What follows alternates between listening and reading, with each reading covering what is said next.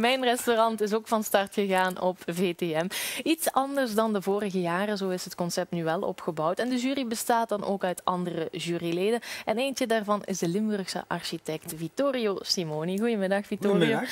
Zeg, hoe is VTM bij jou terechtgekomen? Ja, ik denk eigenlijk heel simpel. Ik heb een van de laatste werken wat ik gedaan heb, is een 2-sterren restaurant bovenop het MAS in Antwerpen, Museum aan de Stroom. Ja. Het Zilte. En ik denk dat dat een beetje, dat is wat in de actualiteit gekomen. Ik denk via die weg dat ze bij mij terecht. Ja. Het grappige is ook dat Willem, een collega in de jury, is een boek aan het schrijven over dat Zilte. Ja. En die heeft mij daar geïnterviewd en dan kwamen we elkaar terug tegen in het programma. Dat was wel een de wereld is klein. Ja, de wereld is klein. Want ja, het belang van een inrichting, van de inkleding van een restaurant is ook heel belangrijk, hè, voor Absoluut, mensen. Ja. Nu, eigenlijk komt het erop neer, het eten is natuurlijk een van de belangrijkste dingen. Maar de sfeer, de emoties die je hebt als je gaat eten en de omgeving, alles speelt een rol.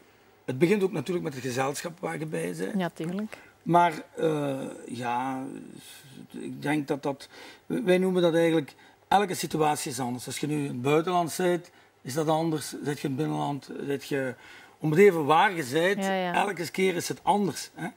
En ja, dat is in elk restaurant ook zo. Een Italiaans restaurant is anders dan een klassiek restaurant. En die accenten, ja, we proberen daar vorm te geven. Ja. En jij let dan ook daar vooral op als jurylid? Dat is eigenlijk mijn taak, ja. Dus eigenlijk het verschil met de vorige jaren is dat je... Vorige jaren was eigenlijk vooral op het eten toegespitst, denk ik. Hè. Zeker met Peter Goossens. Iedereen wou natuurlijk... De lat lag hoog, ja. Ja, de lat lag heel hoog. Iedereen wou een sterrenrestaurant maken. Men heeft dan ook gemerkt natuurlijk dat de mensen die dan uiteindelijk kiezen en stemmen voor een restaurant, dat die mensen praktisch daar allemaal niet kunnen gaan eten. Ook omdat die prijzen allemaal te betalen, ja. Dus eigenlijk hebben ze dat goed gedaan. We zeggen, ja, we gaan het dit jaar anders doen. We gaan ook de mogelijkheid geven om een brasserie, om een pizzeria manier van spreken, dat ook te kunnen. Maar tussen haakjes wel, het moet wel goed zijn. Ja. En de lat mag ook hoog liggen. Ja. Want in het begin was er zo sprake van, ja, maar Peter Groot zit er nog bij, dus dat zal niet meer zo streng zijn. Maar ik denk dat mijn 2 andere juryleden, mijn collega's, die zijn, die kennen er ook alles van. Maar er komt dan wel veel kijken voor die mensen, want ze moeten helemaal van nul beginnen, ook nog eens zelf alles inrichten, hè, want dat is dan waar jij op let. Ik moet eerlijk zeggen, ik verschiet daarvan hoe die jonge mensen, dat die daar moeten aan beginnen. En ik vind dat een hele opgave. Want ze moeten een concept voorstellen. We hebben daar hier beelden van. Een heel plan al op voorhand.